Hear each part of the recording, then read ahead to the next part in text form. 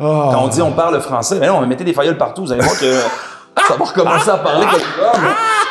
Allez hop, là, le problème des écoles, on vient de le régler, là. Seigneur. À Belgrainville, là, on va dire, voilà. Faux. C'est tellement faux. Je n'y crois pas. Mettez de l'argent dans la culture pour que les gens puissent se reconnaître à la télé et ils vont arrêter d'écouter des émissions sur Netflix. Vous n'avez pas fait ce travail-là, malheureusement. Et c'est sûr que ça va dévier. Mais si c'est le cas, ben, il y a un travail qui n'a pas été fait au niveau de la culture en mettant des séries jeunesse avec des gens qui se reconnaissent. Et c'est sûr que c'est difficile de combattre les Netflix de ce monde, les Amazon, mais il y a un travail à faire en mettant des Maghrébins, des Asiatiques, des Africains, tout ça, des Haïtiens, avec des rôles principaux dans des émissions jeunesse, parce que c'est là que ça se forge ton identité. Ouais. Alors, si on le fait pas, ben on va perdre. Faire ce métier, c'est pour recevoir des gens comme Fayolle. Fayolle, c'est un phare, c'est des inspirations. C'est plus grand que nature. De pouvoir, pour vrai, parler avec cette personne, te recevoir comme artiste, mais autant comme humain aussi, parce que c'est beaucoup l'humain qu'on reçoit dans Gaël et ses hommes. Fayolle, je l'ai tout le temps connu un peu de distance. Et je le cacherai pas, je pense que c'était la première fois qu'on s'était vu, c'était au Gala Dynastie. Ouais. De voir ton œil me regarder, puis de m'approuver, c'est quelque chose d'énorme. Pour toi, peut paraître quelque chose de très juste. Ah, mais juste de faire, oh shit, je sais c'est qui, je te reconnais Gaël. Puis moi, je te regarde, je suis comme, oh shit, j'aime beaucoup ce qu'il fait. Ça, c'est des petits trucs que des fois des artistes comme toi font à d'autres artistes et ça fait leur journée, puis ça confirme beaucoup de choses.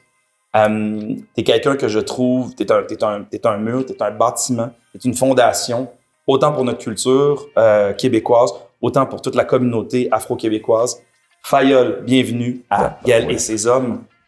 Merci, mon cher. Wow, mais quel honneur! C'est beaucoup trop, mais je le prends, pourquoi pas. Des fois, il faut prendre les choses, et puis, mais merci à toi de me recevoir. Justement, je te voyais dans les entrevues aussi que tu faisais sur le tapis rouge, le tapis noir de Black Carpet de Gala Dynastie, puis j'étais comme, who's that dude? Tu sais, je le connais pas, cette dégaine, cette liberté que t'avais.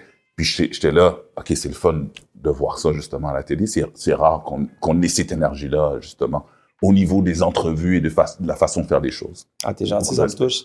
Surtout avec cette belle voix mielleuse que t'as. Parce que non seulement par ta présence, mais ta voix aussi. Merci. Est-ce que tu pourrais, je ne demande ça à aucun de mes invités, j'ai envie de dire, est-ce que tu pourrais dire bienvenue à Gaël et ses hommes avec ta voix gigantesque? Bienvenue à Gaël et ses hommes. Je pense que ça va être ça pour la saison 2. On s'assoit après, on se fait un contrat sur une feuille mobile, puis on regarde comment ça se passe. mais je dis souvent que ça, c'est un don d'organe. Ça, c'est mon père qui dit ça, parce que ma voix, bon, ressemble beaucoup à celle de mon père, qui a une voix incroyable, cette voix de la sagesse. Et puis, il dit toujours, ben, il y a une chaleur, en fait. Ah oui, ben oui, c'est enveloppant, c'est posé, oui, Fayolle Jean, oui, j'ai fait ci, voilà, oui. Et fait que ça vient de lui. C'est qu'il dit souvent que tu n'auras pas d'héritage parce que tu n'as pu gagner ta vie avec ma voix, entre guillemets. Fait que c'est un don d'organe. Ouais. C'est quoi? Grand sage. C'est ça. Je le salue au balcon, on le salue au passage. On va parler de toi aujourd'hui et chaque invité, je leur demande d'apporter un objet qui représente quelque chose pour eux, quelque chose qui est très important à eux, qui les représente, qui leur apporte une certaine joie. J'ai vu du coin de l'œil, c'était quoi l'objet. Je te laisse me le présenter. Wow. C'est un Gémeaux que j'ai eu la chance de gagner en 2021 pour meilleure interprétation humour pour Entre deux draps.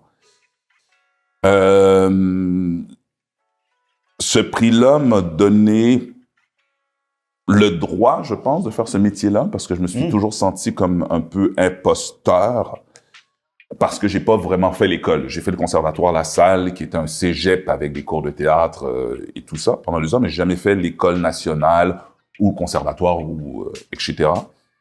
Et avec le temps, je le regrette un peu parce que j'ai eu l'opportunité de faire du théâtre et je l'ai pris pour apprendre justement parce que c'est un autre médium totalement. Et avec ce prix-là aussi, tu sais, on l'a gagné en groupe, en équipe. Tu sais, c'est pour la distribution. Puis moi, je trouve ça super important. On en parlait tout à l'heure. D'une équipe de tournage, des acteurs, on gagne pas seul. Je joue avec quelqu'un, ça me donne une énergie et je peux faire mon métier comme ça. Tu sais, on est une équipe. Fait que c'est super important aussi. À cause de ça, je crois aux équipes. J'ai 3 frères et une sœur aussi. Fait que, tu sais, c'est un clan.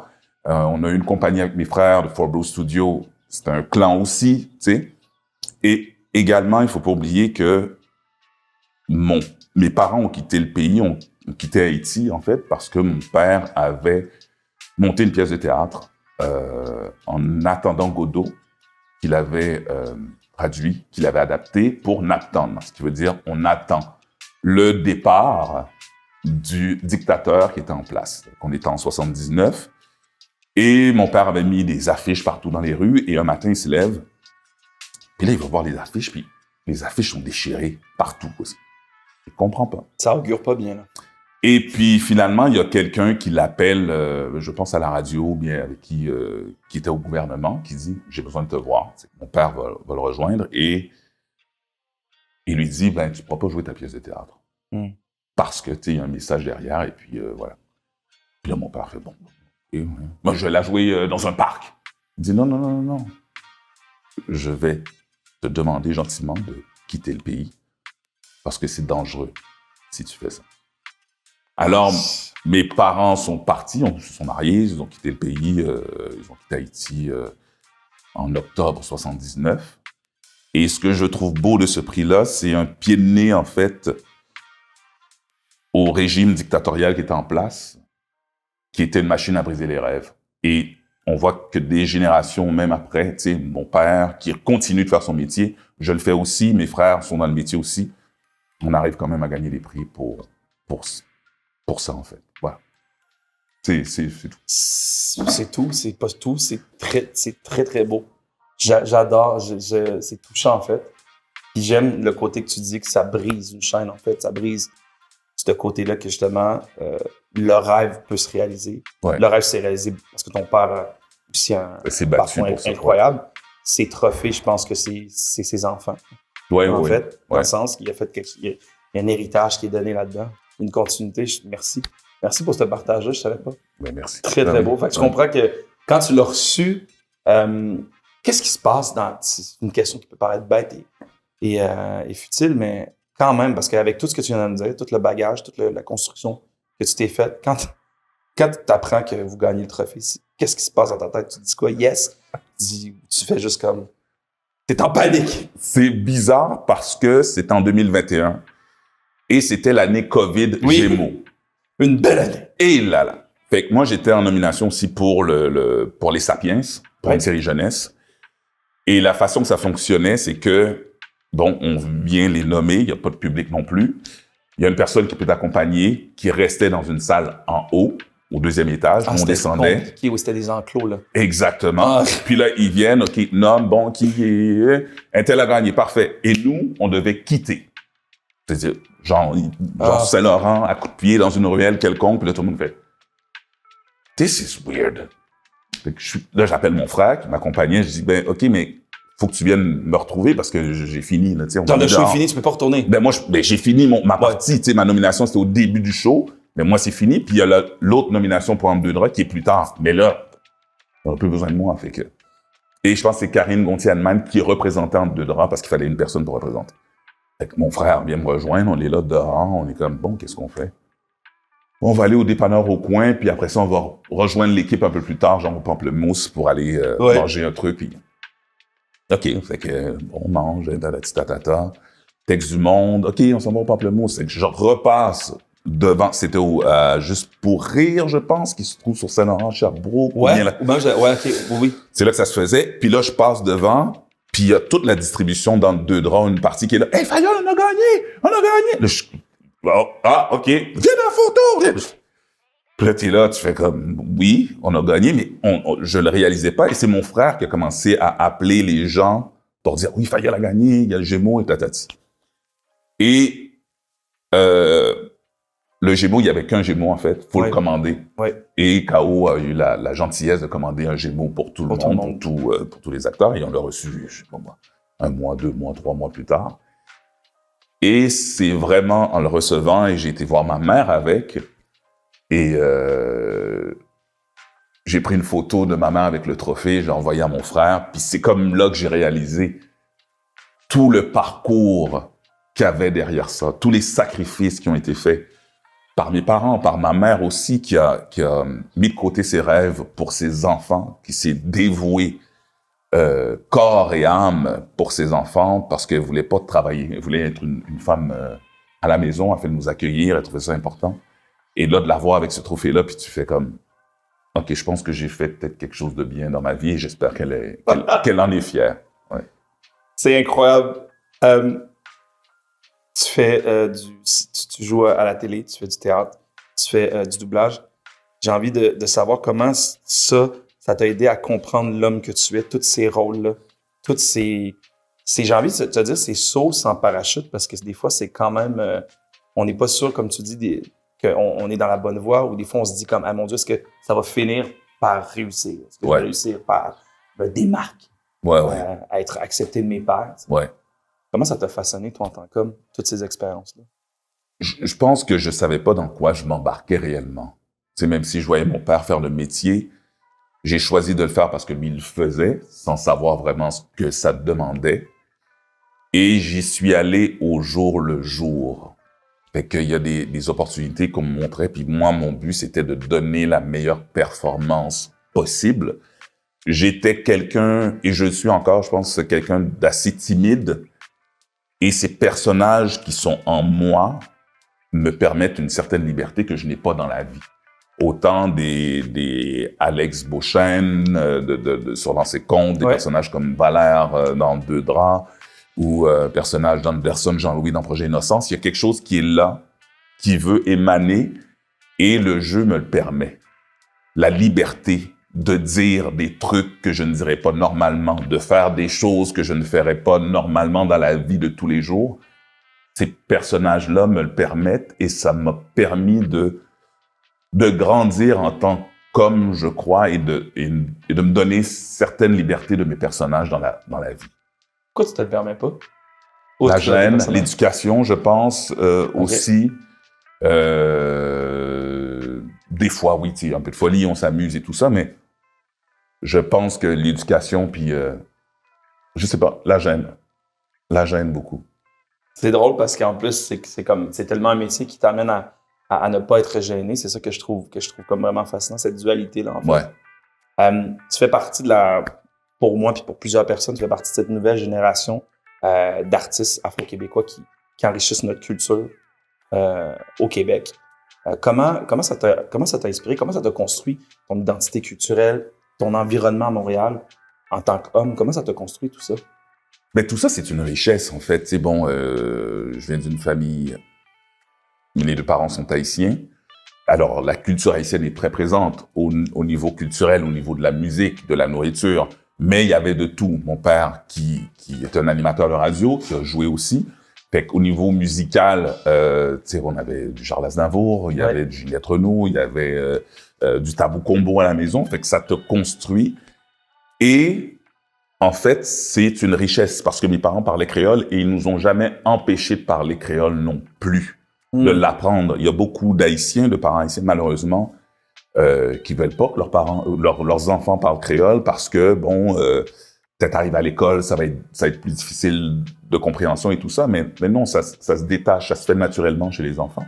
Et c'est devenu une richesse. Et en plus, à Montréal, il y a ces diverses cultures qui vivent ensemble et que c'est agréable d'aller voir, justement, de connaître et de cohabiter ensemble.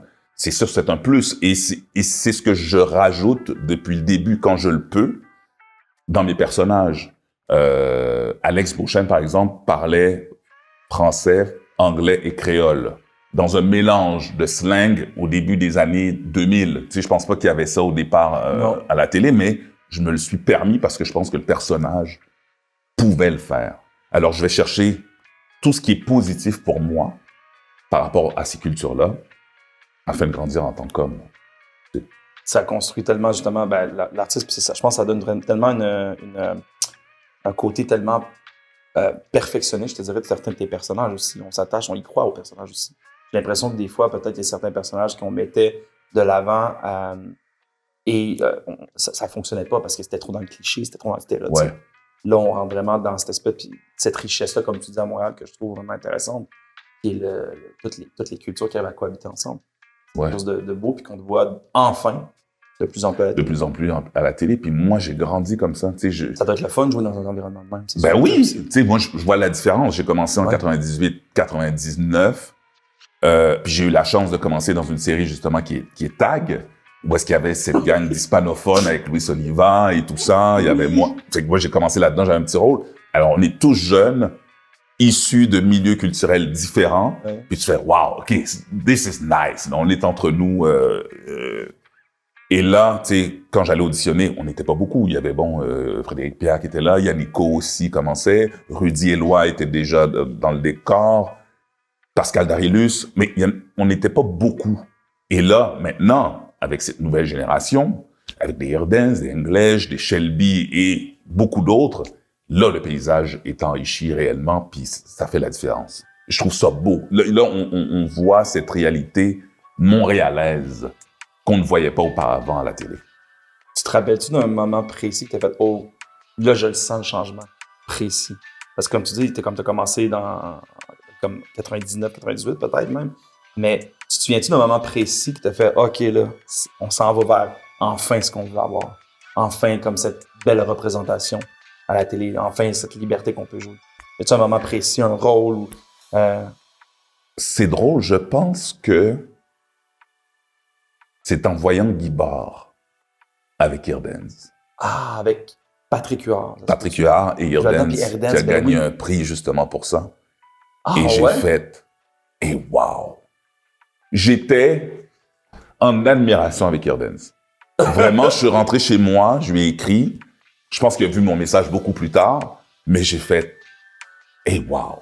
OK, on est ailleurs. Puis par la suite, j'ai eu le plaisir de jouer avec English au théâtre. Oui. On était une distribution Black, Cynthia Trudel, English Major, Jasmine Bouchardy, pardon, et moi-même.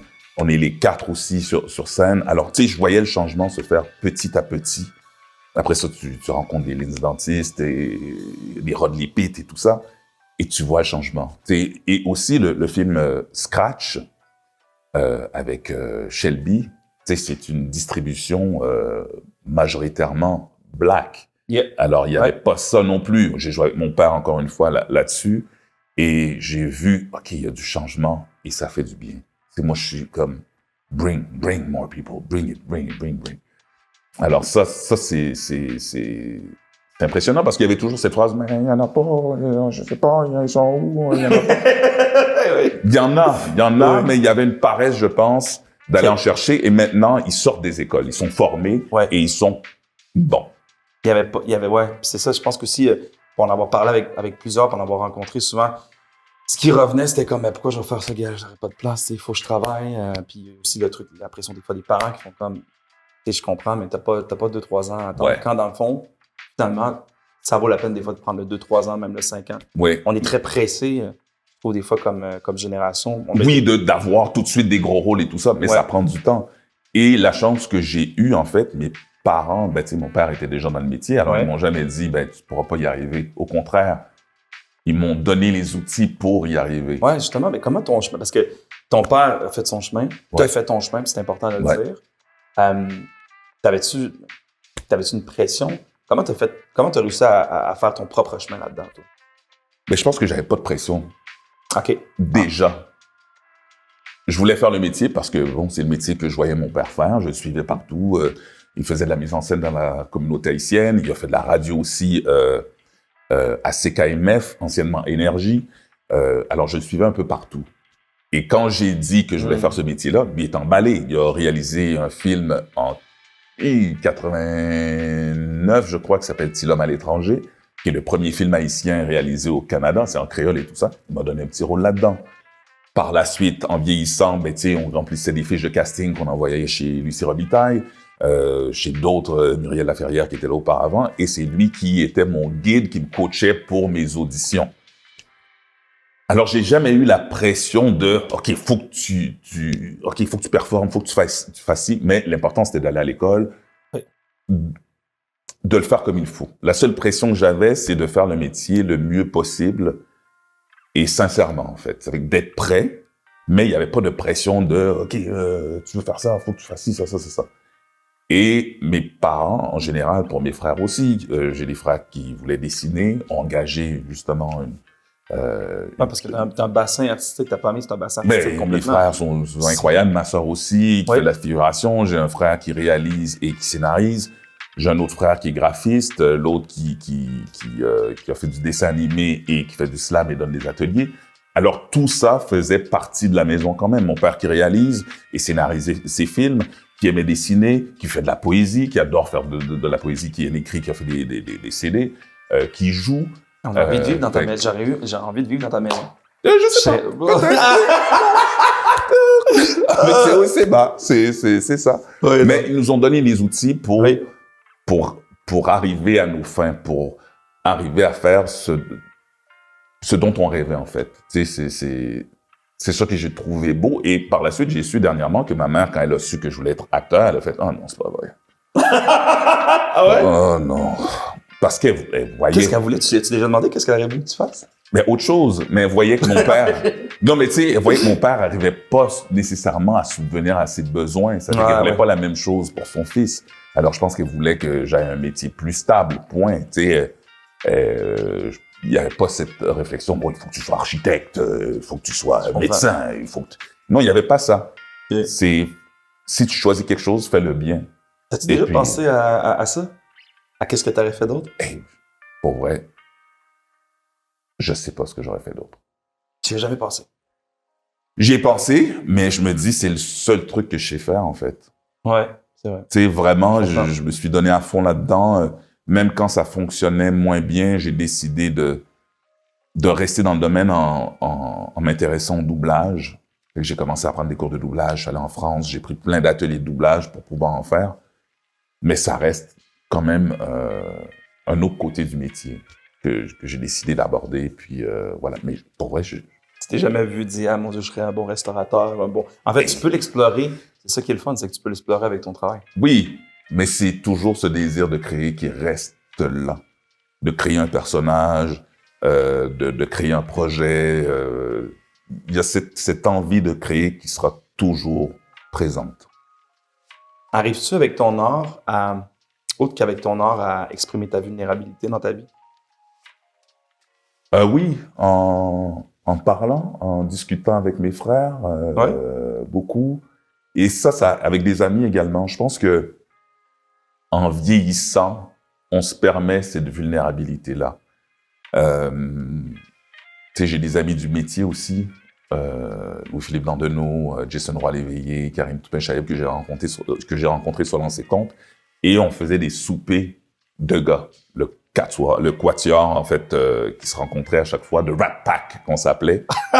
Et on se rencontrait. J'adore le nom. Ben oui, puis on se permettait de parler, justement. OK, tu sais, il y en a qui, étant donné que tout le monde a vieilli, on a fait 15 ans dans ses comptes, il y en a qui se sont séparés, qui ont eu des enfants, qui sont rendus plus vieux. Alors, tout le monde a son parcours de vie et se permet aussi de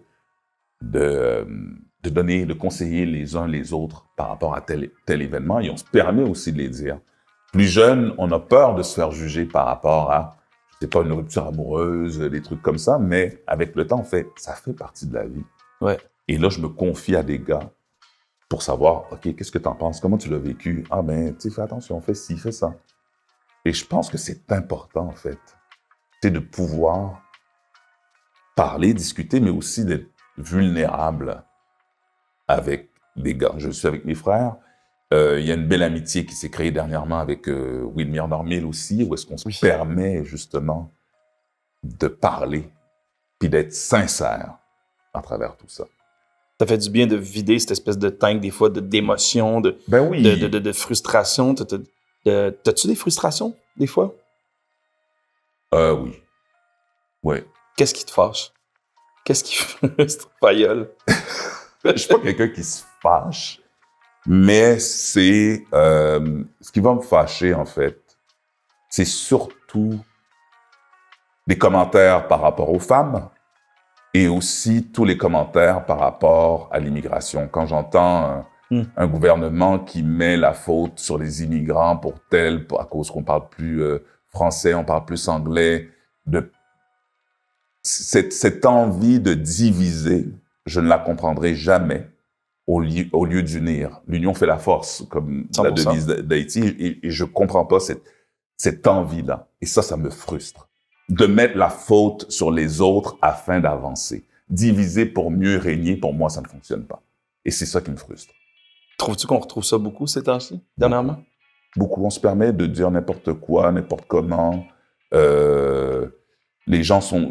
Je sais pas d'où ça vient et pourquoi, mais j'espère que ça va se rétablir. Il y a une écoute à faire. Je pense qu'on doit s'écouter. Il faut se parler. Oui. Mais on ne peut pas vivre comme ça. Je ne crois pas à la division, justement. Ça marche pas pour moi. Justement, en tant que t'es père, justement, en tant que père, est-ce que des fois, j'imagine que tu dois avoir cette espèce d'inquiétude-là, un peu avec tout ce monde-là, un peu qui est un peu en distorsion présentement? Ouais. Il y a beaucoup de divisions. Ça te fait quoi, ça, en tant que père avec ta fille? Ben, c'est sûr que ça fait peur, mais il faut l'expliquer, tu sais. T'arrives-tu à y expliquer? Ben, du mieux que je peux, tu sais. Et ça commence très jeune, en fait, tu sais, par rapport aux amitiés, par rapport à l'école, tu sais, pourquoi un tel est plus mon ami, il y a un gars qui m'a poussé, ou bien, tu sais, comment tu répliques, comment tu cites, tout ça. Alors, faut que tu donnes les outils à quelqu'un pour pas qu'elle soit bombardée en tant qu'adulte. Parce que c'est la préparation, c'est la vie d'adulte que tu vis, mais plus jeune. Alors, faut savoir gérer toutes ces émotions-là et gérer ses amitiés. Oui, ça fait mal, mais on passe à autre chose et il faut discuter, il faut se parler. Et des fois, tu as besoin de prendre un recul, de prendre du recul par rapport à ça pour réfléchir à la situation et puis mieux l'aborder la prochaine fois ou mieux aborder tes amis. Mais il faut en discuter. Laisser les choses un peu arriver à leur rythme, en fait. Oui, oui. C'est ce que je comprends. Il faut réfléchir. Il faut en parler. Je disais que c'est important d'avoir des amis gars, mais c'est aussi important d'avoir des amis filles. Pour avoir une autre vision d'une situation que parfois on ne comprend pas. Surtout en couple. Tu sais, on va parler entre gars, puis là, tous les gars vont avoir le même point de vue que toi, puis t'en parles à une fille, puis il va te faire « Ben non, à cause de ça, que tu fais. Oh, OK, c'est là, je comprends. OK, j'avais pas vu de même. » Fait qu'il faut justement parler avec des personnes de confiance, mais des personnes qui vont être capables de t'écouter, qui te connaissent et puis qui vont pouvoir te donner les bons outils, qui vont se permettre de te donner les bons outils. Je pense pas que ce soit tout le monde qui soit de bonnes personnes pour te donner les outils justement pour passer au travers.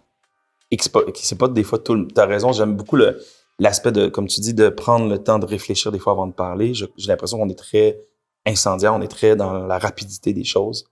Il arrive une situation, boum, faut que j'en parle. J'ai quelque chose à dire. Faut que je donne mon opinion. Puis des fois, on n'est plus dans l'écoute, puis dans l'analyse. On est prompt justement quand une situation arrive, on veut se défendre tout de suite au lieu de faire comme OK, oui, ça me dérange, mais pourquoi ça me dérange vraiment? Est-ce que ça me dérange réellement ou bien c'est juste sur le coup? C'est que moi, j'essaie avec le temps de prendre un moment de recul et de faire pourquoi ça me dérange. Est-ce que ça me dérange réellement pour telle raison? Et par la suite, je vais l'adresser du mieux que je peux pour dire, voilà, ça m'a dérangé. Ça m'arrive aussi là, de faire comme, là, ça suffit, je m'en vais. Ce qui est complètement normal puis qu'on devrait accepter. Ben oui, aussi. En fait, d'être parfaitement imparfait, en fait. D'être imparfait donne la perfection aussi, parce qu'on est très dans « on veut tout le temps bien agir ». J'ai l'impression qu'on est beaucoup dans ça aussi de « faut bien agir, faut avoir la bonne réponse, faut être dans le bon camp ». Puis ça, finalement, cette pression-là fait juste, je pense, détruire ton processus d'être une meilleure version de toi-même. Ouais. Parce qu'il faut que tu aies des défauts. Là. Ben oui, et puis je pense que c'est Youssoufa qui dit, ou bien le but, c'est pas d'être parfait, c'est de chaque jour s'améliorer. C'est de trouver les outils pour être une meilleure personne et d'affronter la journée qui s'en vient, justement, ou de l'embrasser. Mais je t'écoute parler, puis depuis que je te vois, j'ai l'impression que t'es cette version-là parfaite de toi. Je connais pas le côté sombre de Fayol, mais ouais, j'ai tellement l'impression que, en fait, peut-être dans le bain dans lequel tu as été éduqué, ou si ça t'a aidé justement à créer des outils, quoi que ce soit, mais présentement, je te trouve tellement serein, je te trouve prêt à affronter tout ce que la vie, les merdes qui nous pètent dans la face dans la vie. Est-ce que tu sens que tu as tous ces outils-là? Je sais pas, je pense pas. Non? Je pense pas. Je sais pas ce qui va arriver demain, je sais pas si je vais avoir les bons outils. J'essaie d'être prêt, en fait, d'embrasser la journée et d'être à l'écoute. Je pense que ça revient à ça, tout simplement. Face à des situations, et puis de comprendre ce qui se passe. Pourquoi ça arrive ainsi. Il y a des trucs incompréhensibles, se faire comme, OK, là, c'est un truc de fou, il y a rien à comprendre. Mais j'essaie d'analyser souvent, puis des fois, je fais comme, et pourquoi il y a rien à comprendre? Tu vas pas y arriver parce que c'est ça la situation, la personne est ainsi faite, elle va pas changer, ou des trucs comme ça.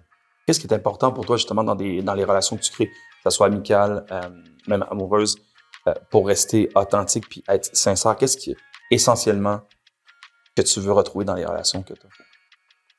L'amour, d'abord. Okay. Le respect.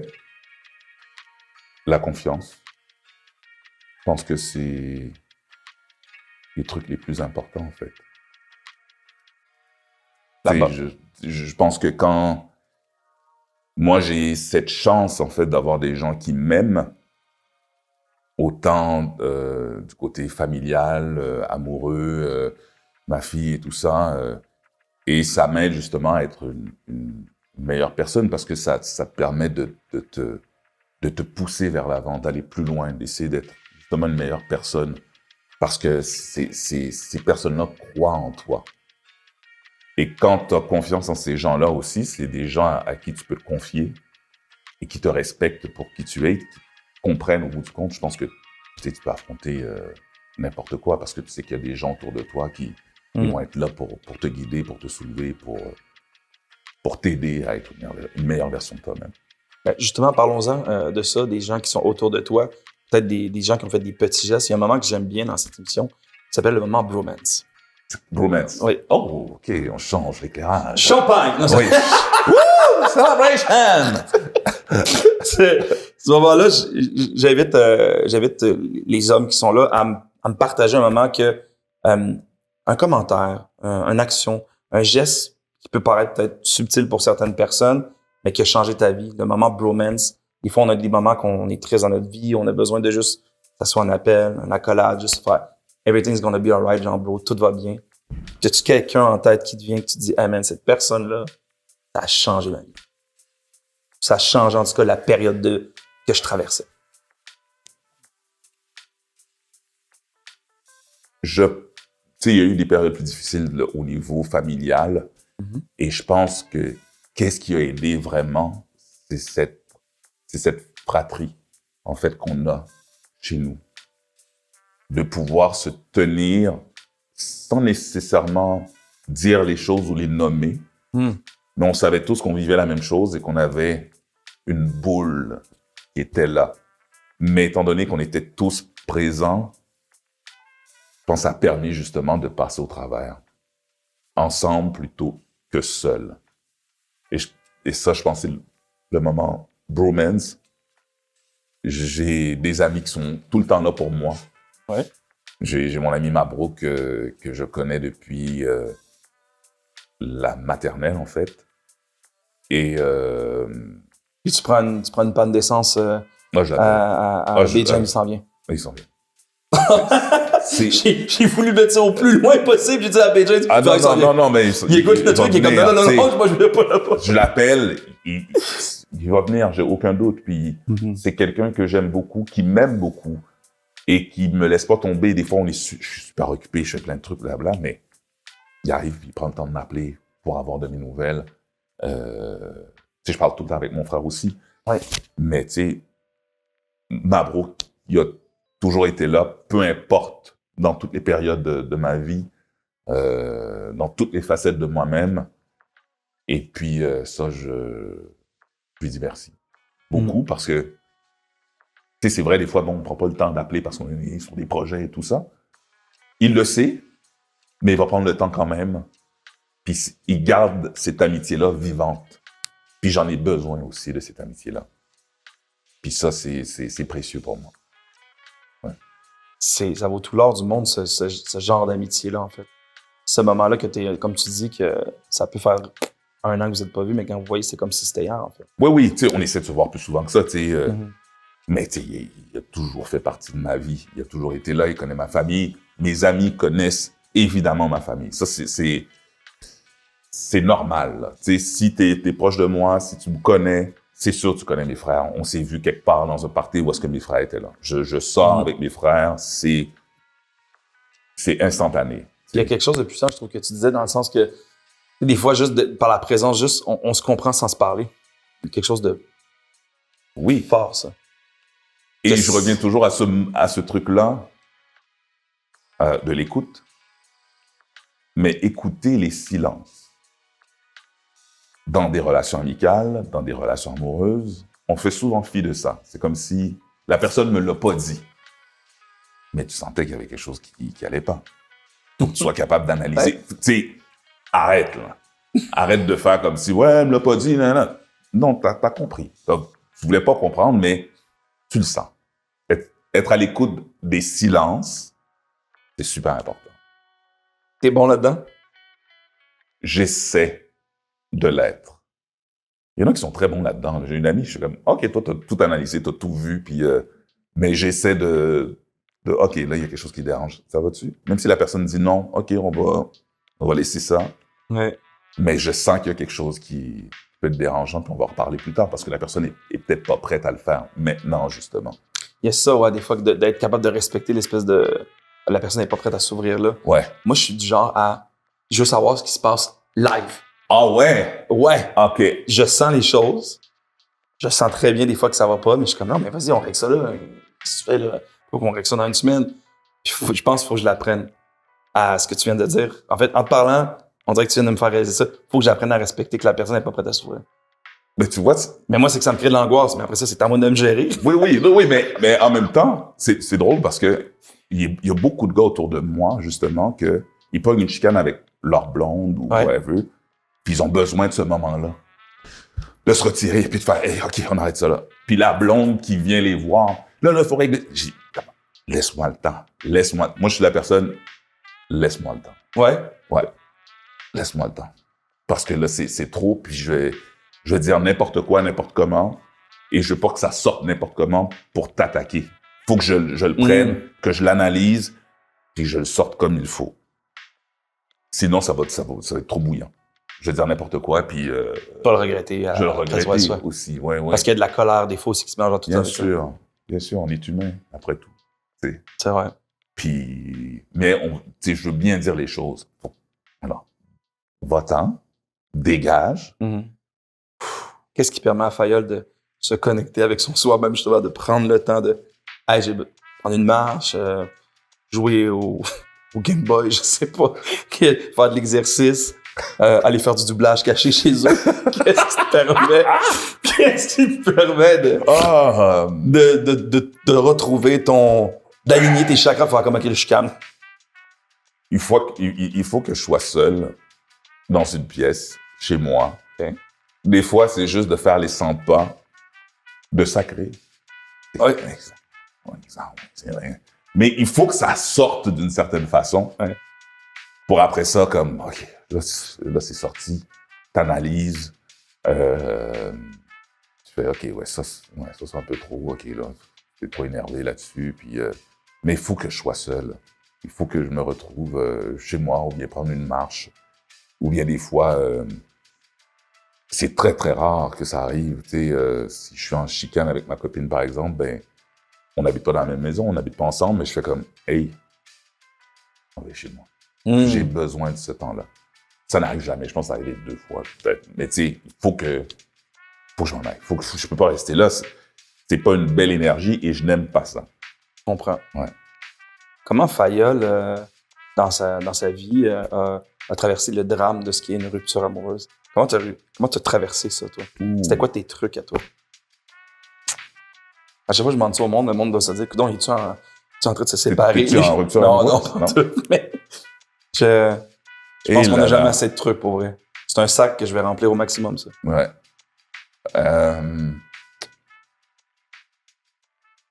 Réfléchir, pleurer. Faut vider son sac, évidemment. Écrire aussi, je pense que ça fait du bien. Mais il faut laisser le temps. Le temps fait bien les choses. Et j'ai compris aussi, parce que bon, tu sais, moi, j'ai eu ma première relation amoureuse en couple assez tard. Vers 22 ans, 21, Ah, 22 ans, que j'ai eu ma première blonde. T'avais pas eu de copine avant? Il y avait pas eu Non. Ah non, t'étais Non. concentré dans ton... Non. Après, il n'y a pas les opportunités, j'avais pas eu les opportunités, point. Là. Il y avait J'étais très timide, j'étais trop timide, je pense. Tu sais, comme. On pensait pas à toi, on ne choisissait pas. Non. Ah. Non. J'avais pas cette confiance-là du tout pour qu'on pense à moi. J'étais le bon ami, en fait. Là. Ouais, Fait que, le fameux friend zone. En fait. Ouais. Puis. J'étais pas pire là-dedans aussi. Ah ouais? Ah, j'ai eu une coupe de médailles de friend zone. En secondaire 5, j'ai gagné le meilleur ami de tous. Wow! Ça dit tout. Wow! Ça dit tout. Ben, ça, c'est génial. Ben, c'est génial. Ouais. J'étais arrivé avec deux amis filles au bal parce qu'ils n'avaient pas trouvé. En fait, les gars avec qui ils étaient, c'était des espèces de trous de cul. C'était comme Chris, on va prendre Gaël, il est tellement gentil. Je sais que je vais passer un bon bal de finissant.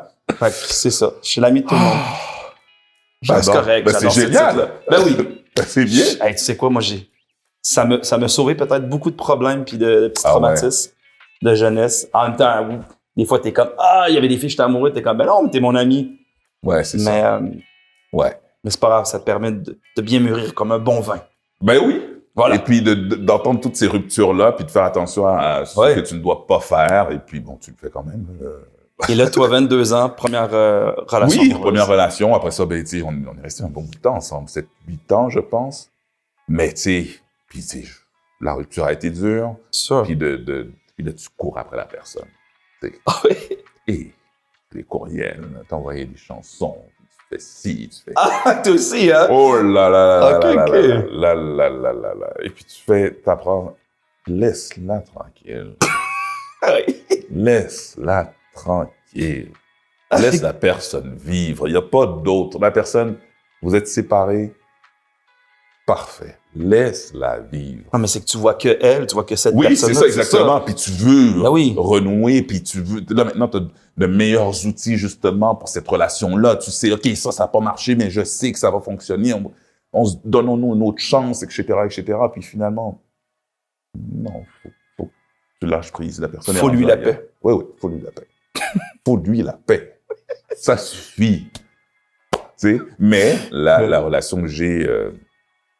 avec la mère de ma fille, c'est différent. Ouais. Si la mère de ma fille, on va toujours être en relation parce qu'il y a quelque chose qui nous tient les deux. Vous avez une des plus belles choses qu'on a au monde. Là. Exactement, on a un enfant. C'est incroyable. Félicitations, ben oui. Ouais, mais merci. Ça prend 3 minutes. Hein. Pas, 3 minutes, toi? Fais-moi, c'est 1 minute. Ah ben, OK, parfait. Ouais. 3 minutes, c'est fait. Des fois, je n'avais pas le temps d'enlever le pantalon. Mais c'est pas moi qui fais le travail après de le porter, de... je sais. Je sais, puis ça c'est intéressant que tu parles de ça. Tu sais, je fais une parenthèse, je trouve ça super drôle. Après un accouchement, tu vas voir des amis, puis là, tu vas voir le bébé à l'hôpital. Ouais. Il y a toujours le gars, hey, je suis fatigué, là.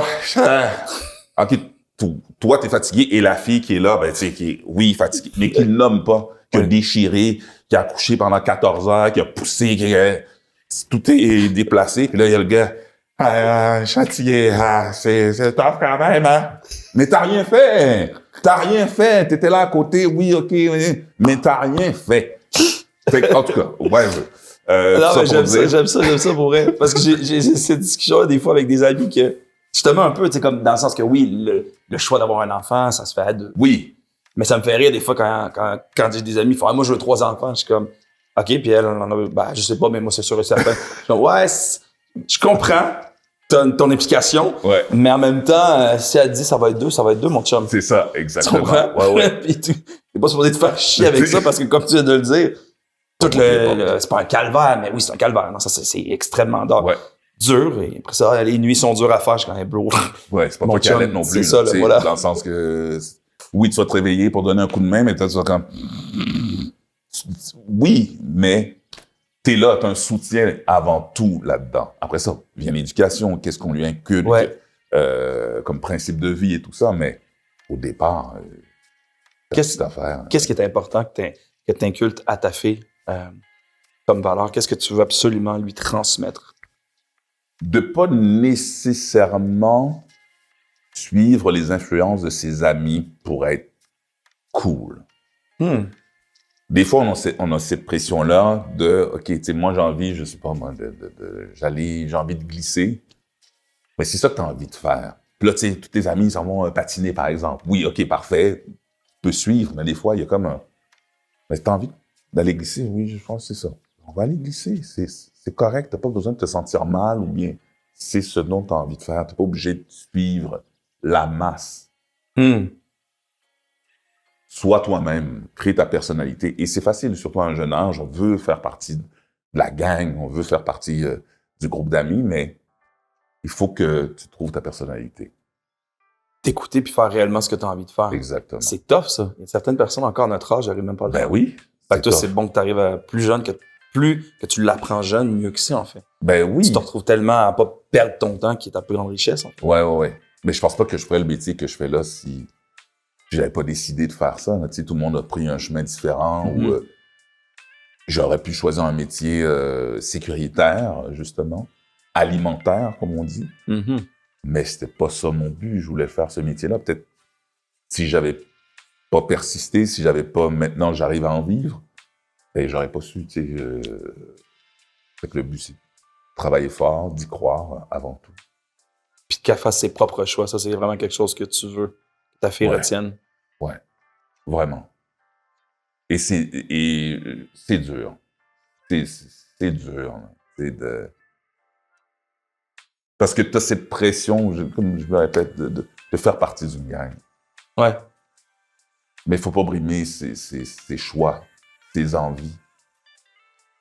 De pas faire yak parce que toi, t'aimes les betteraves, puis tous tes amis n'aiment pas les betteraves, puis là, tu veux faire partie du groupe. Ah non, mais non. Même si t'adores ça.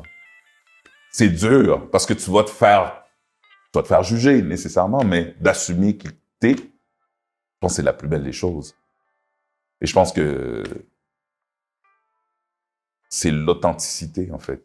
Je pense que c'est un mot qui revient, mais être authentique, c'est la plus belle des choses. Et on admire ça. Ouais. Tu sais, il y a comme quelque chose, OK, la personne est vraie, puis elle s'en fiche des autres. Cette liberté-là, moi, j'ai beaucoup d'admiration pour ça. Et il y a, étant donné ma timidité, il y a beaucoup d'acteurs que je voyais ou de personnages que je voyais à la télé, justement. Et cette liberté-là, cette authenticité-là, j'étais comme, je veux être cette personne-là. Je veux être ce gars-là. Parce que je le trouve trop cool dans sa dégaine, dans sa façon d'être. Et j'aimerais être comme ça. Tu l'es, ce gars-là? De quoi? Ce gars-là qui est dans cette liberté, dans cette authenticité. J'essaie d'être authentique le plus possible. Est-ce que je suis toujours dans la liberté? Je pense pas. Faut pas exagérer non plus. Je me réserve, mais il y a une liberté des choix que je fais en tant qu'acteur, des choix de vie. Mais il y a des folies que je ferai pas, tu sais. Parce que tu fais comme, mais non, Ben, ça tente pas non plus d'y faire, je pense. Non, mais tu sais, c'est pas au péril au risque et péril de tous. C'est ça l'affaire. Ouais. Parce que je pourrais décider demain de me dire, OK, je vais pousser ma carrière en France, par exemple. Mais qu'est-ce que je laisse? Je vais laisser ma fille ici, toute seule avec sa mère pendant un an et demi. Je regarde ce que je peux perdre également. Et ça, je veux pas le perdre non plus. Même si j'aimerais ça. J'aurais dû le faire plus jeune, j'aurais dû oser le faire. Mais je peux pas décider du jour au lendemain, puis non, il y a des choses qui... Ça impacte. Ben T'es oui. conscient de l'impact que ça va faire, ben oui. Ben oui, c'est sûr. C'est certain. Puis c'est à ça qu'il faut réfléchir aussi. Il n'y a pas que soi. Et ça revient au concept d'équipe. On a du monde autour de nous, des gens qu'on veut pas blesser, qu'on veut garder. Parce qu'après ça, oui, OK, tu fais une carrière en France, mais qu'est-ce qui va rester après ça? Qu'est-ce qui va rester? Bonne question, ça. T'es dans un métier qui est quand même, on va se dire, qui est surexposé de plus en plus. Ouais. On en parlait tantôt un peu, t'es dans Antilien, qui est quand même une quotidienne. Fait il y a quand même un changement aussi. J'imagine quand on se fait voir plus. Comment tu arrives à garder, prendre soin de toi ou peut-être justement, comment tu deals avec la surexposition en fait? Es-tu bien avec ça? Que les gens te reconnaissent, viennent te voir? Comment ça se passe? Tu sais, je pense au Québec, c'est pas agressif non plus. Tu sais, les gens, hey, c'est toi! Ça peut l'être. À une époque, ça l'était. Dans les bars, par exemple, le monde commence à être sous. Hey, là, c'est out! Là, qui soulève dans les airs. Qu'est-ce qui se passe? Tu vois, j'ai pas demandé ça. Tu sais, j'ai pas demandé ça. Mais j'essaie de... Je garde les pieds sur terre. Tu sais, puis j'ai une famille aussi assez grande qui sont pas en admiration devant ce que je fais. Oh, hey, au contraire, tu sais. Puis je fais des projets avec mes frères aussi. Alors, c'est terre à terre. Fait que ça permet de garder les pieds sur terre. C'est ça l'important. Parce que ça se peut que, OK, bon, ça marche super bien pendant 6 mois, 1 an, 5 ans, 10 ans, puis après ça, shut down. OK, on te reconnaît, mais tu travailles pas, t'es pas... Ça te fait-tu peur, ça? Non. Peut-être à un moment donné que, tu sais, j'aime pas le shutdown, mais que ça peut juste être plus calme. T'es comme, ça sonne moins d'opportunités. Bizarrement, non. Non? Non. OK. Je sais pas. Je pense que je suis quelqu'un qui travaille, j'imagine, beaucoup, comparativement à d'autres qui ne travaillent pas. Et je suis un surfeur. Je profite de cette vague, justement, qui est là. Puis, quand la vague va se calmer, ben, je vais prendre mon surf, je vais le déposer. Et ça va être peut-être quelqu'un d'autre. Je sais pas qu'est-ce que je vais faire. Je vais aller travailler au Dollarama. Parce que j'adore le Dollarama. T'adores le Dollarama? J'adore le Dollarama. C'est comme un de mes magasins. C'est mon magasin préféré. Fait que je pourrais... Nomme-moi 3 bonnes raisons pour que le Dollarama, c'est ton meilleur magasin. C'est pas cher. C'est vrai. Tout. C'est vrai. Je pense que tu fais des économies? Tu fais des économies parce que c'est pas cher, justement. Puis il y en a partout. C'est assez comme... Tu sais, si je vais travailler au Dollarama, je pourrais travailler à 5 minutes de chez moi. Mais tu sais que dans les Dollarama, de plus en plus, ils mettent des caisses automatiques. Ben oui, mais il faut quelqu'un pour placer les trucs sur les étagères. Oui. Oui, c'est vrai. Encore. Fait que ça va être ça. Exact. Mais tout ce qui est les caisses, je sais, puisque l'autre fois, j'ai été dans un Dollarama récemment. Voilà. Il n'y a plus de caissière. Qu'est-ce que j'ai acheté? Ouais. Chocolat Reese. Nice. Ils sont tellement bons. Plus. C'est toujours frais. Les chocolats au Dollarama, je sais pas c'est quoi le truc. C'est toujours frais. C'est beaucoup moins cher. C'est genre 95 cents. C'est incroyable. Là, tu vois, au Jean Coutu, c'est 1,50 ou en spécial 2 pour 3 piastres. Là, mais voilà. C'est, ouais. J'ai acheté tous les produits ménagers, j'achète là. Moi aussi. C'est débile comment ça coûte pas cher. Ouais. Pour vrai, c'est un cheat code de la vie que le monde, on le dit. Ça me fait chier de le dire là, parce que là, peut-être qu'ils vont augmenter leur prix. Mais c'est le plus gros cheat code des produits pour nettoyer, même que ce soit le papier de toilette. Va là-bas, je te jure, tu fais, c'est une blague. C'est une joke, honnêtement. J'adore ça. Du Windex à une piastre. Ouais. C'est fou. Non, mais moi, c'est mes torchons. Puis moi, c'est presque maladif parce que là, j'ai des produits ménagers, j'ai des torchons, puis là, qu'est-ce que je pourrais acheter d'autre? Ouais. Puis là, je regarde, puis là, j'ai-tu besoin? Puis là, je suis rendu chez moi, je fais comme, t'as 20 torchons. T'en as 20. T'as pas besoin. T'as pas besoin de ça. Mais, bizarrement, j'ai pas peur que ça se termine. Ouais. Je pense que c'est la vie, en fait. Si on laisse la place aux autres également. Il y a un moment où est-ce que peut-être il y a une nouvelle génération, ou bien je vais rester, je vais trouver un moyen de... Sinon, je vais créer quelque chose d'autre. Mais j'ai pas peur. Je fais confiance à la vie. J'ai toujours fait confiance à la vie, puis ça m'a amené de très belles surprises. Et on t'entend beaucoup. C'est la voix de certains galas, d'événements. Ouais. Ça te fait quoi de... Je suis curieux, ça te fait quoi quand t'entends cette signature-là charismatique de ta voix, cette chaleur-là? Quand t'entends ta voix, ça te fait quoi cette signature-là, la signature Fayolle? Ben, c'est toujours le chemin parcouru. C'est ça qui te revient. C'est ça qui me revient beaucoup. Quand tu t'entends, tu te dis « Ah, c'est... » Tu sais, autant pour moi que pour mes parents, Puis que je puisse faire ce métier-là, c'est parce qu'ils ont fait des sacrifices. Et moi, j'ai fait mes devoirs également. Tu sais, j'ai pris tous les cours possibles. Ouais. Tu travailles à la maison, et cours de diction, machin, etc. Mais il y a comme, OK, wow, tu sais, fais la voix, je sais pas, des prix Gémeaux, c'est arrivé, puis tu fais comme, et on m'a engagé pour ça. Like, pour moi, la réalité a dépassé le rêve, en fait. Ouais. C'est vraiment ça. Puis à chaque jour, je suis comme étonné, surpris, et puis que les gens m'appellent pour me donner des rôles, ça reste très, très, très touchant. Tout ça, et je pense que ça permet de garder les pieds sur terre. Comment tu gères la pression? Pas la pression, mais il y a des standards un peu dans notre métier, dans le métier d'acteur. Tout ce qui est par rapport à la masculinité, présentement, qui est très changeante. Mm-hmm. Comment tu gères tout ça dans ton métier? Et dans ta vie, en fait. On dirait que quand je te parle, je veux bien parler. Je pense que moi aussi. Je suis là, je m'écoute parler, puis des fois, je sacre. Là, avec toi, je prononce bien les mots. Mais moi aussi, je sacre. Mais tu sais que j'ai lu un truc sur le site. Je suis complètement en train de sortir du sujet, mais j'ai lu un article que des fois, quand on est connecté avec une personne, l'humain est fait d'énergie. Oui. Ben on synchronise un peu. Ouais. Et c'est pour ça que des fois, on prend l'accent. Non, c'est pas Ben, comme moi, je fais ça. Ouais. T'arrives à Paris, tu commences à parler, puis là, tu dis du coup. Du coup, moi, c'est pas. Mais c'est la magie de l'humain. Les cerveaux, c'est comme des Bluetooth, en fait, ils se connectent. Ouais. Fait que voilà. Non, mais oui. Non, mais voilà, c'est pour ça que je te pose bien les questions. Pour que je comprenne bien, parce que tu es lent, Fayol. Tu ne comprends rien. Non, je te au pose contraire, t'as une influence. C'est ça que je te dis, depuis le début, c'est que c'est une belle influence. C'est le fun, ça. Quand on dit on parle français, mais non, on va mettre des Fayols partout. Vous allez voir que ça va recommencer à parler quelque part. Allez hop, là, le problème des écoles, on vient de le régler, là. Seigneur. Appelle Drainville, là, on va dire, voilà. Faux. C'est tellement faux. Je n'y crois pas. Mettez de l'argent dans la culture pour que les gens puissent se reconnaître à la télé et ils vont arrêter d'écouter des émissions sur Netflix. Vous n'avez pas fait ce travail-là, malheureusement. Et c'est sûr que ça va dévier. Et je ne crois pas que les gens parlent plus anglais à l'école. Il y a certaines personnes, il y a beaucoup des gens d'Afrique du Nord qui viennent améliorer le français, justement, dans sa langue. Et là, on me parle, oui, il y a beaucoup d'anglais à cause des immigrants. De qui tu parles? De quelle école tu parles? Où?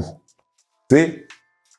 Mais si c'est le cas, ben, il y a un travail qui n'a pas été fait au niveau de la culture, en mettant des séries jeunesse avec des gens qui se reconnaissent. Et c'est sûr que c'est difficile de combattre les Netflix de ce monde, les Amazon, mais il y a un travail à faire en mettant des Maghrébins, des Asiatiques, des Africains et tout ça, des Haïtiens, avec des rôles principaux dans des émissions jeunesse, parce que c'est là que ça se forge ton identité. Ouais.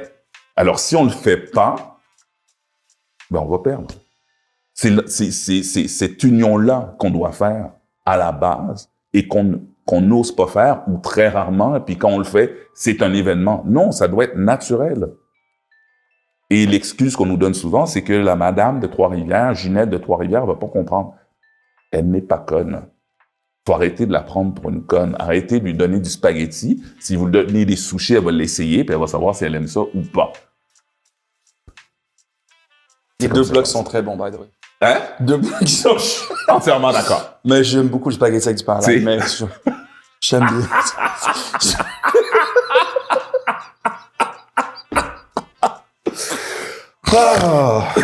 Je me suis emporté. Voilà.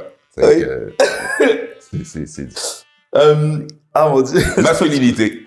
Comment j'arrive à travailler cette masculinité? Ouais, puis en même temps, puis c'est drôle parce qu'on parlait d'identité au niveau de la langue, l'identité masculine, comment qu'on la travaille présentement, parce que aussi dans le monde dans lequel on est, ça bouge beaucoup. Comment tu l'as travaillé ton identité, toi? C'est venu naturellement, je pense. Ça vient naturellement avec les outils, puis après ça, tu fais comme, c'est qui je suis. Puis c'est ça que je veux montrer. Ouais. Justement, je prends toujours ce personnage-là, puis parce que j'ai réfléchi assez régulièrement d'Alex Beauchesne, avec ce mélange de culture, de langue. Ça s'est fait naturellement parce que je voyais le personnage et je me suis dit, OK, il faut qu'il parle franglais, créole. Tu sais, Parce que c'est le personnage. C'est son énergie. Et j'ai cette identité-là, et ça fait partie de moi, et j'aimerais ça la faire découvrir. Autre que ça reste dans mon cercle d'amis, de basket ou whatever. Je veux que ça puisse... Puis que les gens puissent faire comme... OK, moi, je parle comme ça, là. Oui. Mon frère me rappelle toujours que il y avait une amie... J'allais au cégep de Rosemont, puis elle était comme affairée à faire ses affaires, genre... Là. Puis j'étais dans Tag. Puis là, elle entend un gros « Qu'est-ce à la télé? Puis elle fait comme... Qu'est-ce qui se passe? Elle court pour aller voir. C'était mon personnage qui disait ça parce qu'on se battait avec le clan adverse. Mais cette identité-là, elle vient te chercher, puis c'est important de la partager parce qu'il y a d'autres personnes qui vont faire « OK, OK, oui. » L'effet est automatique, en fait. Automatique. Tu le vois, c'est ça, ben oui. Tu sais, Anthony Cavana, que j'adore, ça c'était un de mes modèles, justement. Oui, complètement. Et dès qu'il parlait en créole, il y a quelque chose qui se passe à l'intérieur qui vient te chercher. Mais c'est nous, c'est moi, Ouais, ça c'est indéniable. Je pense que ça se construit naturellement, ça fait partie de toi. Et il faut pas avoir honte de le partager. Et je pense que c'est ce qui a été inculqué par mes parents, tu sais, par ma famille, par mon père aussi. Il a fait beaucoup de mise en scène dans la communauté haïtienne. Son premier film est totalement en créole. Alors, c'est ancré en nous. C'est une force et puis il faut en profiter, il faut la partager parce que, voilà. Comme père, je suis curieux. Quel genre de père, en fait? Qu'est-ce que tu dis à ta fille par rapport au garçon, en fait? Est-ce que tu es un père protecteur? Est-ce que tu es... Bon, elle va aller au couvent jusqu'à 22 ans. Ou ça, t'es comme, hey man, ça viendra, that's it. Elle s'intéresse pas encore aux garçons, à ce que je sais. Peut-être qu'elle se intéressera jamais non plus aux garçons. Ça se peut aussi. 100%, oui. Fait que j'ai pas encore eu cette discussion réellement à propos... Est-ce que tu l'as avec toi-même? Ah ben oui. Ah! Ça que je veux savoir. On va tous les battre. On va tous... Tout d'un coup, il se transforme en dictateur violent. Oui. Ah, on va tous les battre. C'est le mur. On va les massacrer. Fusillade. C'est fini. À l'assaut. Ils vont même pas respirer. C'est fini. On lui coupe la tête. Mais c'est dur parce que au-delà des hommes, tu sais, t'as pas envie que tes enfants se fassent du mal. Et naturellement, quand on aime, ça vient avec. Ça fait partie de l'amour.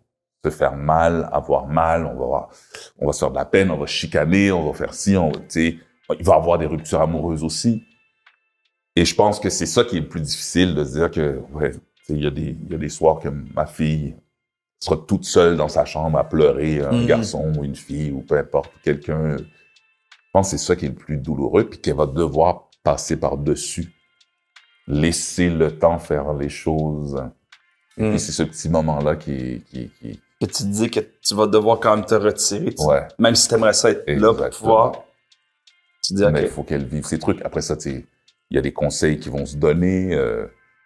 Ouais. Selon toi, on travaille beaucoup là-dedans avec l'art, mais les médias, la culture, c'est quoi leur rôle dans la perception de la masculinité aujourd'hui? C'est quoi ça devrait être leur rôle présentement? Les médias, la culture. C'est drôle parce que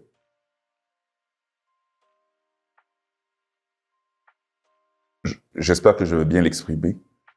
Prends ton temps. Je vais prendre mon temps. Dans la masculinité, bon, je vais le dire autrement, mais je pense qu'il est temps de créer des princes. Ah. On a créé beaucoup de princesses. Ce qui veut dire, avec les films de Disney, puis ça change, là. On a créé des princesses. On a toujours dit à nos filles, t'es une princesse. Et dans ces films-là, on a des princes vaillants, pour la plupart, combattants, gentils, galants, à l'écoute, etc. Ça, c'est les films pour les filles de Disney. Et d'un autre côté, on a les films pour les petits garçons. Spider-Man, Tortue Ninja, Power Rangers. C'est qu'on a des personnages qui sautent partout, qui s'excitent. Et il n'y a rien par rapport aux femmes dans ces films-là. Fait qu'il y a une dichotomie totale entre ce qu'on montre aux femmes de ce qu'est l'homme et dans les films pour garçons, ça n'existe pas. Fait que c'est là qu'il y a le clash. Fait qu'une femme s'attend que le gars soit galant et tout ça, mais c'est pas la réalité. Et même en vieillissant... il fait des culbutes. Il fait des culbutes. Là, il pousse là. Tu sais, tu fais comme, hey, arrête. Et plus vieux, ça continue. Les films romantiques pour les filles. Et d'un autre côté, t'as Jackie Chan, Fast and the Furious, etc., etc. C'est qu'on n'a pas créé de prince. On n'a pas donné de film pour les garçons. Comment traiter les femmes, d'une certaine façon. C'est vrai que, il faut arrêter ce principe de princesse. Mais je pense qu'il est temps, dans les médias, à un jeune âge, de créer des princes pour qu'on puisse se comprendre. Parce qu'il y a un clivage total par rapport à on entend souvent la masculinité toxique, justement. Puis tu fais, OK, il y a beaucoup de choses qui existent, mais ça commence à un jeune âge. Et c'est ça qui crée ton identité pour plus tard. Tu sais, à force de voir des gars qui parlent n'importe comment aux filles dans les films, en général, ben c'est sûr que ça arrive dans une société où est-ce que ça se reflète aussi. Évidemment, il y a l'éducation des parents, faut pas l'oublier. Mais je veux dire, l'image qu'on montre, c'est ça, et il faut changer ça. Ça t'est-tu déjà arrivé parce que tu fais du doublage? Ouais. Tu as doublé plein de sortes de films, j'imagine. Ouais. T'as-tu déjà arrivé de faire comme ça? Pas de sens, c'est ce qu'il dit, ce personnage-là. Je peux pas dire ça. Oui, c'est arrivé. J'ai fait du doublage sur les Boys. Fait que, qui est vraiment, c'est trash, là, c'est trash, mais ça fait partie de la série. Ouais. C'est un cadre. Après ça, il y a des personnages, je fais comme. Il y a la surimpression aussi, ça c'est plus des téléréalités, puis là tu fais comme. Qu'est-ce que tu racontes? C'est qui ce gars-là? Comment il réfléchit? Je comprends pas. D'où tu sors? Mais ces gens existent, malheureusement. Oui. Et là, tu le fais, puis tu fais, bon, on est payé pour ça. On est mieux d'en profiter pendant que ça passe. Mais oui, ça arrive. Dans les films, c'est autre chose, parce que je sais qu'il y a une courbe narrative, c'est un personnage, mais dans la surimpression, ce sont de vraies personnes, des gens de tous les jours, puis ça arrive, puis tu fais comme... C'est ça, dans une télé-réalité. Ouais. Ah ouais, ça, j'avoue, hein. Ouais. Ça doit être drôle. Ça, c'est autre chose. Faut que tu stick au texte qu'il a dit. Ben oui, c'est ça qu'il a dit. Tu fais juste le doubler en français, puis ça tu répètes. Ça m'amuse? Ben oui, ça m'amuse. C'est le fun parce que ça enrichit, puis ça ouvre ton jeu à des trucs auxquels t'aurais jamais pensé, auxquels on donnera jamais accès nécessairement. Fait que moi j'adore ça. Si tu devais définir la masculinité en 3 mots, aujourd'hui, ça serait quoi? Les 3 mots qui sont importants. Qu'il faudrait qu'ils restent ou bien qu'est-ce qui se passe présentement? Qu'il faudrait qu'elle soit la masculinité aujourd'hui, selon Fayolle. 3 mots. Ou 4. Le respect, l'écoute, la réflexion. Et je pense qu'en tant qu'homme, il faut prendre le temps d'admettre nos torts aussi et de s'excuser. Je pense qu'il y a plusieurs gars, on prend ça comme une faiblesse en fait. De réfléchir à nos actes et de s'excuser. Et je pense que ça, c'est super important. Et ça fait toute une différence. L'art, elle nous amène justement à pousser à plus comme tout ce qui est la vulnérabilité, de la diversité, à l'écoute. Concernant justement tout ce qui est la masculinité, selon toi, c'est quoi le rôle que l'art a là-dedans? Dans ce changement-là? Quel rôle qu'elle peut prendre, même l'art? Ben, je pense que ça revient à ce que je disais. C'est des exemples qu'on suit, autant au cinéma que dans la musique, en fait. Je la vois, la différence du hip-hop des années 90 au niveau des sujets, comment ils étaient abordés, ou des mots qui étaient beaucoup plus utilisés que dans le hip-hop d'aujourd'hui. Je dis pas que c'est totalement effacé, mais le pourcentage, d'après moi, ou bien peut-être je suis rendu trop vieux puis j'écoute pas les bonnes affaires, mais les mots utilisés ou la façon de traiter les femmes ou comment elles étaient traitées à l'époque, c'est plus la même chose aujourd'hui. Ou même des mots utilisés homophobes que j'entends plus vraiment ou pas dans le rap d'aujourd'hui. Fait que je pense qu'il y a un changement, justement, dans cette masculinité-là. Et il faut que ce soit fait graduellement. Puis l'art est important, parce que c'est ça qui fait changer les mentalités. Après ça, c'est l'éducation avant tout. C'est pas la musique, c'est pas les films qui nous éduquent, ce sont nos parents. Et ça, on l'oublie parce qu'on va mettre la faute sur les artistes, surtout dans la musique. Ouais, il écoutait du Marilyn Manson, il écoutait du Eminem. Ouais, mais ses parents étaient où? C'est ça. À la base, j'ai beau écouter du Eminem ou du Marilyn Manson ou il y a du Ozzy Osbourne, je sais pas, mais ça va pas me donner envie d'aller tuer des gens ou quoi que ce soit. Il y a quelque chose dans la société, un travail qui n'est pas fait, puis il faut arrêter de blâmer des artistes ou bien des trucs comme ça. J'en tout ou rien, là. Oui, exactement. Mais c'est jamais de notre faute. C'est qu'on préfère comme... Mais ça, c'est ça que, justement, on est beaucoup là-dedans présentement, tu sais. Il y en a qui disent qu'il y a une grande sensibilité, mais en même temps, il y a beaucoup de gens, ah non, c'est jamais de notre faute, en fait. Ouais. C'est de la faute de tout le monde. Tout ce qui se passe, on est toutes victimes de tout le monde. Ouais. Tu penses quoi de ça? Ben, c'est vrai, t'as raison que on pointe tout le monde, c'est la faute de ça, c'est à cause de ça. Mais tu fais, OK, mais ton travail, c'est quoi au final? Qu'est-ce qu'on fait pour changer ça si c'est la faute de tout le monde? Si c'est pas de ta faute? Et je fais une anecdote. C'était une fille, j'oublie son nom, désolé, qui se plaignait justement de la diversité à l'écran. C'est toujours les mêmes, il n'y a pas de diversité à l'écran. Ouais, il faut que ça change, nanana, puis tu sais, ça n'a pas de bon sens. Et on lui pose la question, mais qu'est-ce que tu fais, toi, pour changer ça? Oh shit. Mais elle a décidé d'aller prendre des cours en réalisation. Elle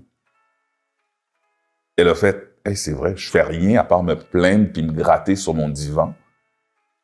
Alors, je vais aller prendre des cours. Je vais prendre des cours, puis je vais voir comment je peux changer le truc, au lieu de me plaindre, parce que c'est de la faute d'un tel, oui, nanana. Oui, il y a des plafonds de verre. Oui, tu sais, c'est dur, mais il faut mettre la main à la pâte. C'est facile de se plaindre.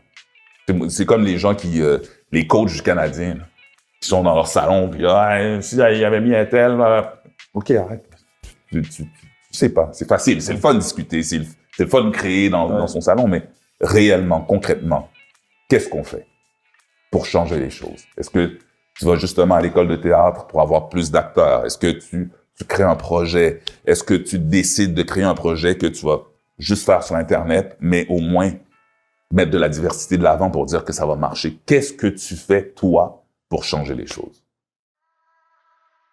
Faire partie de la solution, en fait. Oui, au lieu de je suis une victime. OK. On peut guérir de ça. On peut... Ça semble simple comme ça, mais je pense qu'on peut trouver les outils pour changer les choses. Ouais. Décider d'arrêter d'être la victime de notre... Oui, puis de blâmer les autres surtout, tu sais. C'est à cause d'un tel. Oui, mais... Puis c'est vrai, tu sais, il y a des trucs qui sont là depuis longtemps, c'est intrinsèque, mais je pense qu'on peut changer la donne si on le fait comme il faut.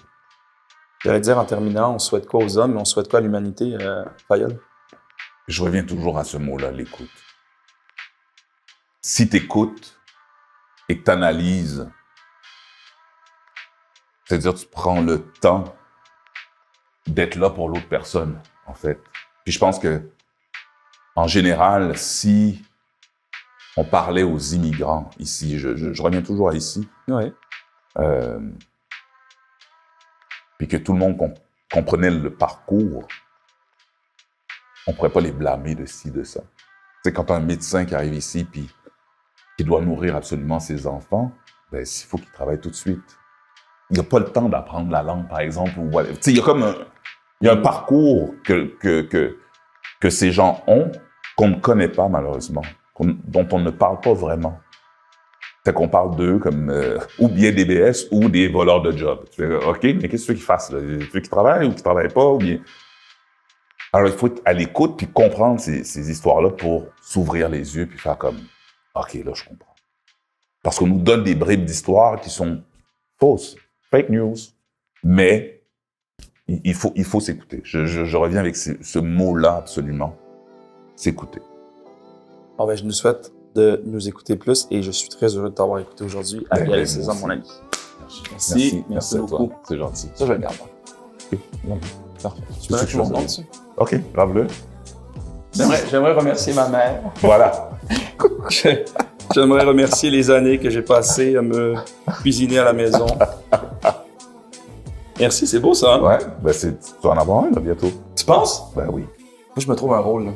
Ben non, mais ça peut être animateur, ça peut être maquilleur, ça peut être n'importe quoi. C'est vrai, t'as raison. Tu sais, c'est animateur, c'est sûr. Animateur?